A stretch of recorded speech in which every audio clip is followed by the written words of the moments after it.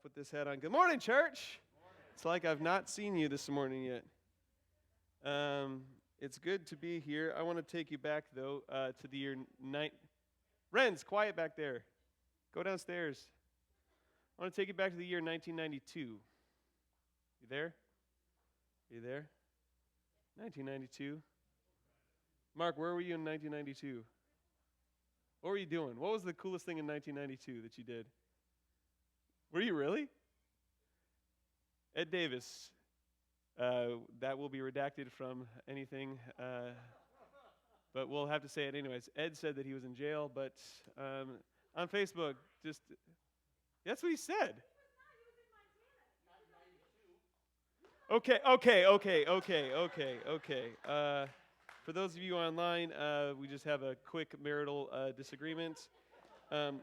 I'm certainly interested to know more about where you were in 1992, but for me, in 1992, this week, on the first Tuesday of November, I was with my dad, 28 years ago, as he went to cast a ballot for the President of the United States. I don't remember much about that day other than being with him, going in and then being in the car on the ride home. But I remember saying or asking something to the effect of, Dad, who did you vote for? Now, I don't remember verbatim what he said, but I must have asked because my second grade class was, I was in second grade, by the way. I hope that makes you feel old. I was in my second grade class. We must have been talking about it. We must have watched the debates or talked about the debates in some sort of way, and that's why I was interested. So I asked my dad, Dad, who did you vote for? And again, I don't remember exactly the conversation, but I do remember the sentiment behind his words. He said something to the effect of, you don't need to share your vote with anyone. You don't have to tell that to anyone. You can keep that private if you'd like. Now, I don't think my dad, one, probably remembers saying anything like that, or two, probably even remembers who he voted for, because if he actually asked or answered the question, he would tell me that he voted for Ross Perot, and that he would be embarrassed by that. But if you voted for Ross Perot, don't be embarrassed. It's cool. Or if whoever you voted for, it doesn't matter. But my question was, in that, my 6-year-old brain was, why? Why don't you share that stuff? Well, it seems important. We were talking about it in class today. Why would you not share that stuff? Why would people not want to share that info? Now, in retrospect, I understand much more about the process, where it's so much of it is based on where you are in your life and the feelings that you have about the particular candidates and the context of the situation. But his sentiment has always stuck with me. And my dad probably doesn't know this unless he is watching. Those words back almost 30 years ago have just echoed in my mind. Because in most times and in most places, it is appropriate to keep who you vote for and what your political affiliation close to the vest. It's probably why they say when you go out to dinner with your friends, your family, or neighbors, or relatives, there are two things you don't talk about. Religion, which, when I'm at the dinner table, people ask me weird random questions because of my job. And the second thing is politics. You don't do that. Because what happens when you share that info with other people who don't share the same opinions you do, either friends or family or neighbors? How they look at you changes. How they talk to you changes. How they act toward you changes. I'm pretty sure that was true back in 1992. But while that may be true back then, the change in how people treat you based on how you vote or how you see the world or what political party you affiliate yourself with seems to be incredibly and overwhelmingly true today, that you don't talk about that, and if you do, you'll be judged on it. Because what we're seeing today is the chasm between political sides, between friends and family and neighbors, because of these polarizing times, has never seemed larger than it is today. there's a great divide between the people who think the way we do and talk the way we do and believe the way we do, and the people who don't think and don't talk and don't believe the way we do. And maybe there was one point in time in your life, maybe back in 1992, where you were willing to engage with it. You were willing to go against my dad's sound advice back 30 years ago. And you have been willing to engage with people who don't vote the same as you do, who don't share the same political views you do. You've been willing to do that in ways that you think that would be great. Let's have conversation. But after this crazy year that we've had, after this crazy time that we're living in, you might not want to have anything to do with that conversation any longer. You may just want to take a step back or 17 steps back. You may just want a reprieve from all of the polarization going on. You may just want some peace. So, at some point in this election cycle, this may have been you. You may have been thinking, I don't want to engage in this way. I want to keep my stuff to myself. What you've done in this election cycle is you've disengaged. You've done your best to ignore the noise. You've put blinders on. You've put the earmuffs on. You've unfollowed or unfriended people on Facebook who've posted things that were so overtly political you couldn't stand it.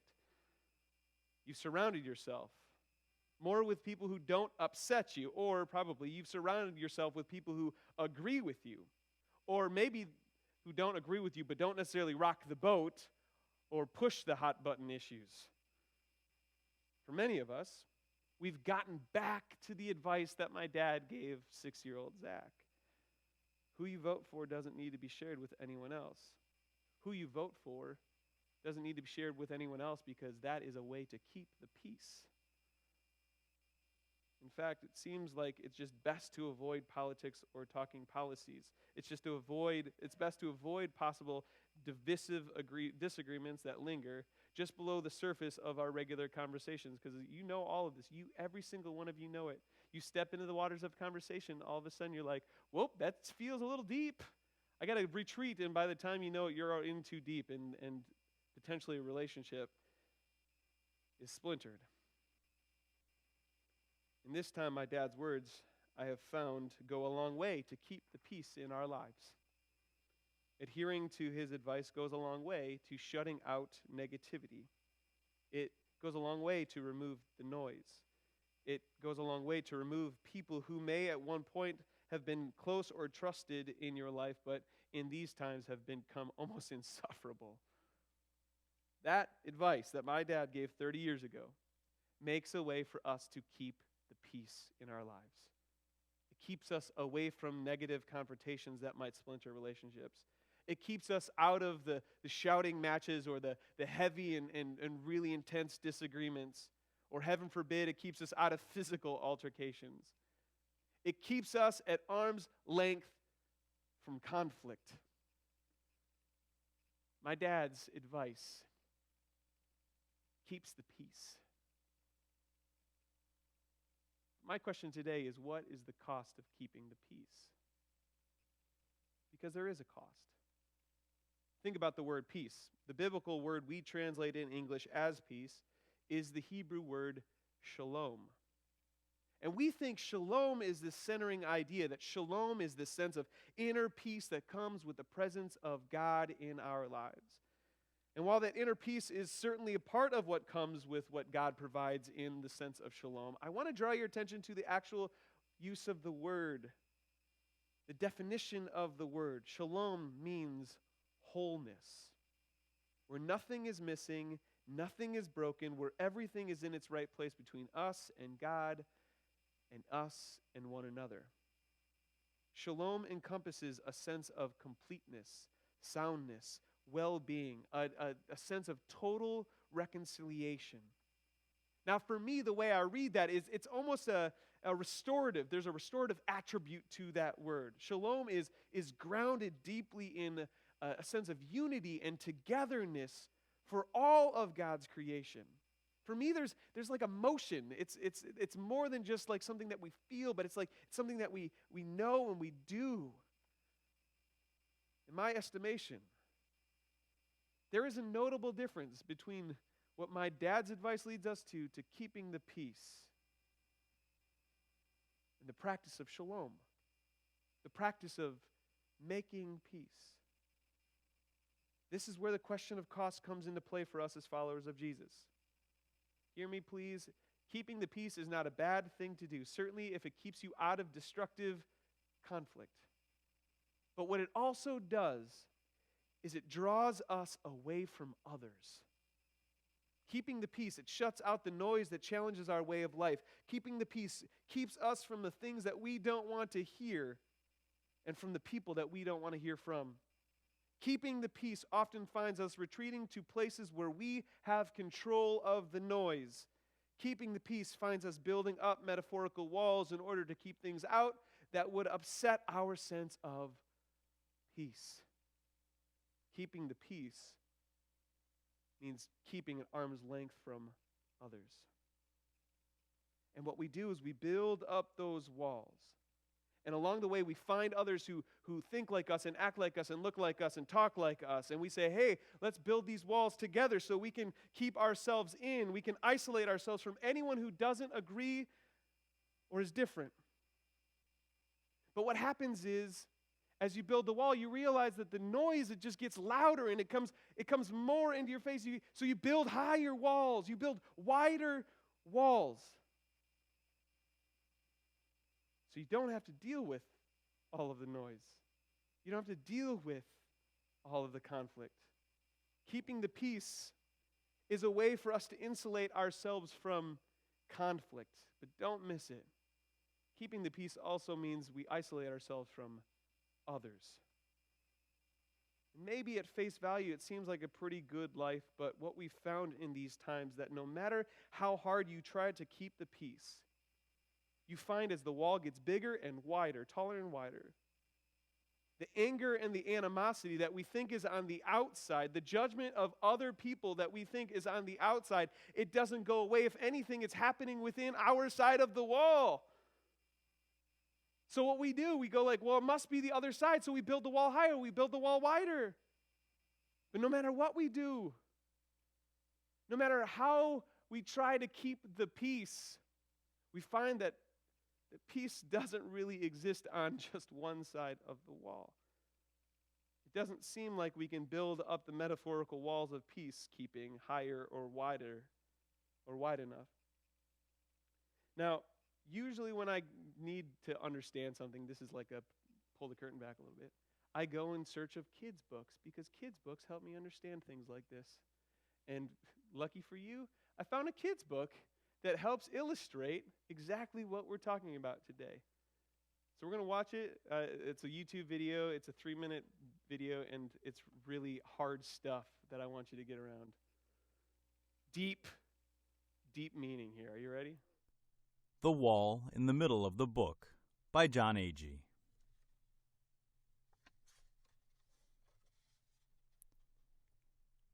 There's a wall in the middle of the book.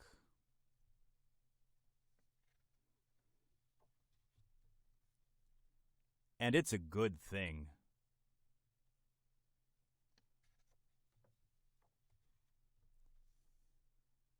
The wall protects this side of the book.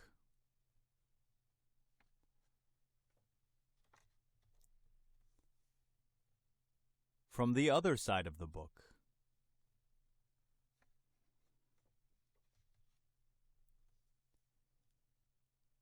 This side of the book is safe.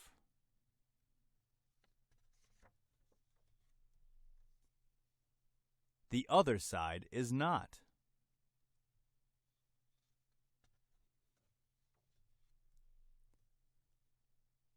But the most dangerous thing on the other side of the book is the ogre.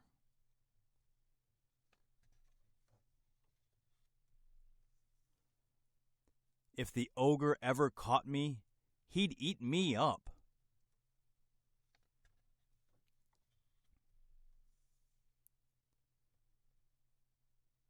That's why I'm glad there's a wall in the middle of the book, and that I'm on this side of it.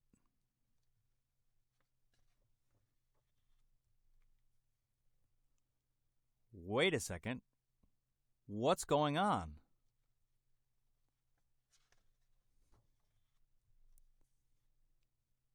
This is not supposed to happen on this side of the wall.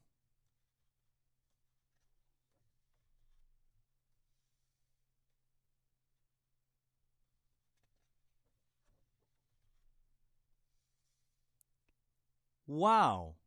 Thank you so much.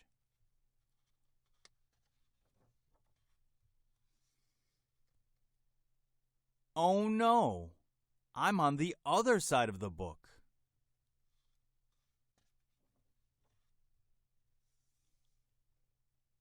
And you're the ogre who's going to eat me up.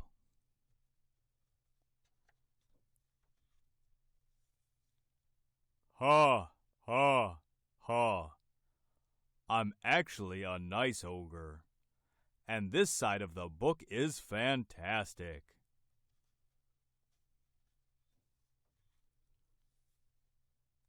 Come on, I'll show you around.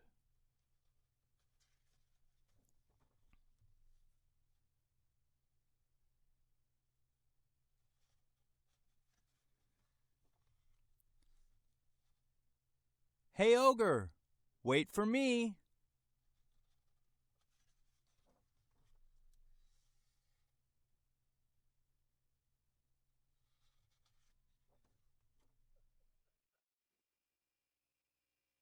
Tell me that's not how our world works. If we just stay on this side of the wall, that if the wall is tall enough and wide enough, we think that we'll be fine. And everything on the other side of the wall or the aisle is bad. It is not what we want to hear. It's not what we want to hear from. It's not what we want to know anything about. It's just bad. We don't know why it's bad necessarily. We might think we know, but do we?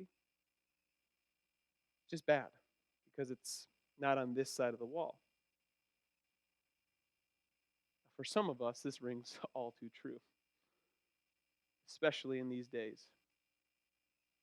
where we think if we just build up the wall, that we will eventually know peace. But if we think that we can do that by building walls up that keep us experiencing what we think peace is, I think what we're finding is we're in a tough go in these next days and these next weeks. I think we've tried to keep the peace method. We've tried to keep the peace method a lot in the past. We've tried to keep the peace in our lives a lot.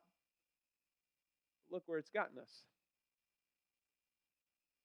Church, God created us to know shalom. God didn't make us wall builders. God created us to know shalom, wholeness, completeness, restoration, divine peace. The one that we follow, the one whose name we proclaim as Lord, the one whose life is an example of our way of life, leads us to understanding that the way that book is set up, that there's a wall in the middle of the book, proverbial book, that's not the way of Jesus. There's not peace on one side and not peace on the other. That's not how it works. Jesus leads us to understand that peace doesn't come by building metaphorical walls tall enough or wide enough so that we can just try to create peace and keep it. Peace comes when we are a part of God's divine plan for it. That it comes when we are actually participating in it. It comes when we're not keeping it, but making it. Jesus, as the well-known theologian Dietrich Bonhoeffer states, Jesus was consummately the man for others. Jesus was for the other. And we see this in the way he related to and reached out to all kinds of people. He was for the other. He was not a wall builder. He was for the others on the other side of the wall. We see this in the truth in the man on the cross, that the Word of God makes clear that Jesus was here for one sole purpose and one sole purpose alone: for us, to make us one with God again. Let's make this more clear. He was there to make it uh, to make that relationship available to you and to me. He had come for the other. That was his mission. Friends, we, by virtue of our sin, by virtue of our rebellion against God's ways, we are the other. We are the ones on the other side of the wall. The way to know peace is only by way of knowing that Jesus was peace. He came to bring peace for all. Because he realized that shalom means wholeness, and it doesn't mean wholeness for some on one side of the wall and some on the other. No, wholeness means for all people, restoration for all people. He had come to break down what divided all people from God. He came to break down the division between all people and all people. Paul, the Apostle Paul, to the Ephesians wrote this: "For he himself, Jesus, is our peace, who has made the two groups one and has destroyed the barrier, the dividing wall of hostility, by setting aside in his flesh the law with its command and regulations. His purpose was to create in himself one new humanity out of the two, thus making peace, and in one body to reconcile both of them to God through the cross, by which he put to death their hostility. He came and preached peace to you who were far away, and peace to those who were near. For through him we both have access to the Father by one Spirit." Church, a very important part of Jesus' mission in his earthly ministry was to bring peace, to bring wholeness, to bring completeness for all. And the only way to do that, Paul says, is by the breaking down of the wall of hostility. Jesus didn't come to keep the peace. He didn't come to build up walls around religion. He didn't come to build up walls around the powerful. He didn't come to lift up and build around the self-righteous. He didn't come to build the biggest earthly kingdom with the biggest earthly castles, the biggest earthly fortresses. He didn't come to do that. He didn't come to build structures so that some people who were inside were safe and had the peace for themselves, and those who were not did not have the peace. No, Jesus came to knock all of that down. He came to bring shalom, wholeness, restoration, reconciliation. He came to bring peace. He came to bring others into the divine wholeness, to mend the brokenness of our world so that we might know restoration. He came to reconcile a sinful and rebellious creation back to its creator. Jesus came to knock down the walls of keeping the peace in order to build bridges toward making peace for all. Church, there is a great difference between peacemaking of Jesus and the peacekeeping of this world. And understanding this difference is crucial as we navigate in times such as these. Peacemaking is a vital aspect of the DNA of a Christ follower. For when you proclaim Jesus as Lord, you are called to stop all your efforts of building up and building wide that divide. Your call is to take up the practice of tearing down the walls so that others may know the peace of Jesus. We are called to be people who make peace, not keep the peace.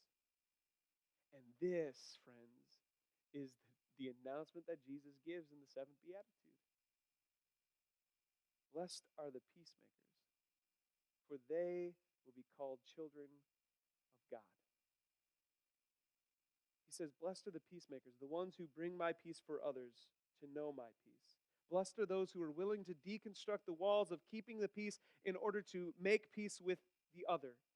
Blessed are those who initiate a way toward wholeness for the other. Blessed are the shalom bringers to the other. Blessed are the peacemakers, for they shall be called children of God.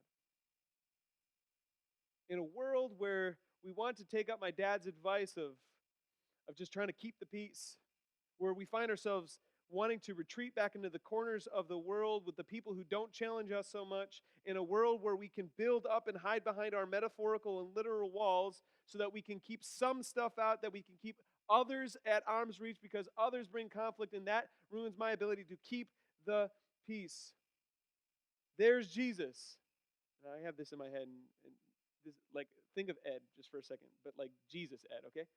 There's Jesus with a holy sledgehammer of justice and righteousness and peace, ready to knock down the walls that divide. Are you thinking about Ed right now, like with the holy sledgehammer? I know it's not biblical. I know that like it doesn't say that Jesus had this holy sledgehammer ready to knock down the walls. But it's kind of fun to think Jesus with like a huge, like a Thor hammer, you know what I mean? Destroying our walls to keep building toward making peace for others. I don't know if home renovation excites you or not, but if you think about Ed and those who renovate, Mark's got like a little tool.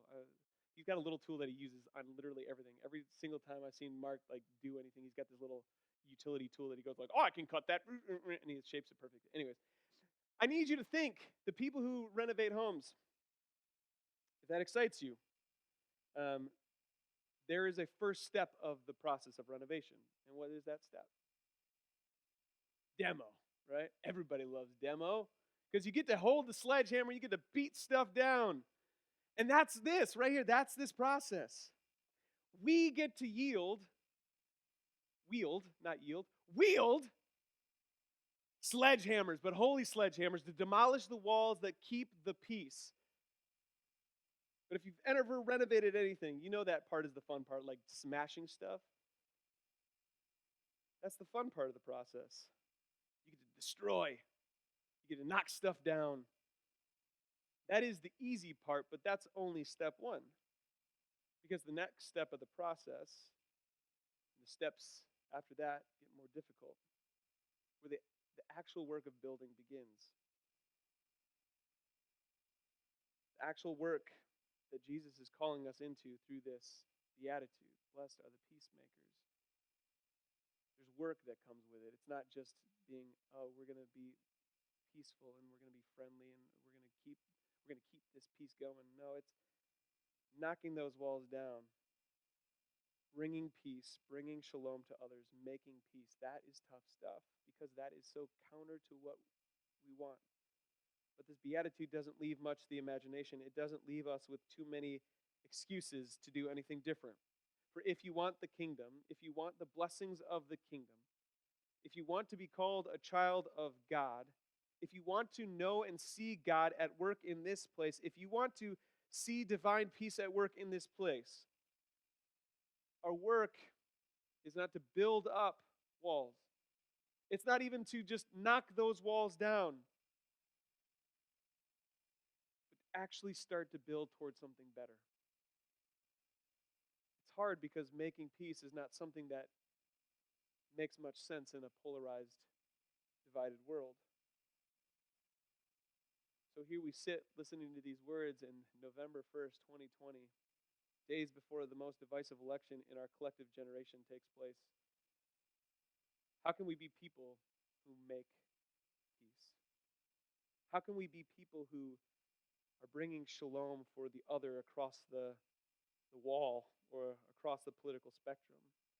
How can we be more like Jesus and be the people for the other when in reality, the other is the enemy? How do we do that in this time? How do we join Jesus on the mission of deconstructing the walls that divide and begin to help build toward a future for the shalom of all people? How do we bring these teachings to life? How can we make peace and embrace the way toward loving our enemies and praying for those who persecute us? How can we be like the one who forgave his executioners? How can we be more like Jesus, who didn't come to point out the past and condemn people for it, but came to transform hearts and create a future with the shalom of God at the center? How can we be a part of this peacemaking endeavor? This is incredibly overwhelming in a time such as this. Just look around, drive up and down Highway 50, or take a walk in your neighborhood. And people are filled with something that doesn't look anything like peace. But thank God we have a pretty good example to guide us, to lead us into how we become peacemakers. Just think about what God did through Jesus.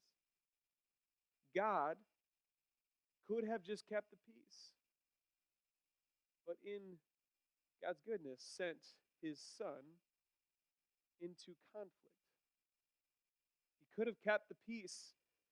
Instead, he decided to send his son to make peace. Instead of ignoring the conflict, instead of giving up on the sinful, God decided to move toward it. Because of God's love for God's creation, God moved toward the conflict in the world. God moved toward the conflict, the sin, and the brokenness. God sent Jesus to come for the other with love and compassion and empathy and mercy and grace. God decided to not keep the peace, but to move toward the conflict to make peace. Friends, that is what it's all about. That is what making peace is all about. That is what the Beatitude is all about. It's about venturing out into conflict zones instead of staying in our comfort zones. Peacemakers engage the other in places of conflict to make peace, to bring shalom. And this is not easy. There's nothing about this that I'm saying is easy, and nothing that really Jesus puts on our hearts is easy to deal with. The path of the peacemaker is difficult. It does cost something because it puts you in harm's way. Maybe not physical harm, but it puts you in the conflict zone of life. Peacemakers embrace the reality that the shalom that Jesus speaks of is not simply the absence of conflict, but as Todd Deathridge would say, is the presence of mutual flourishing. Mutual flourishing is about a resounding peace in which everything is in its right place, where everything is experiencing shalom that Jesus came to bring. All of creation knows restoration.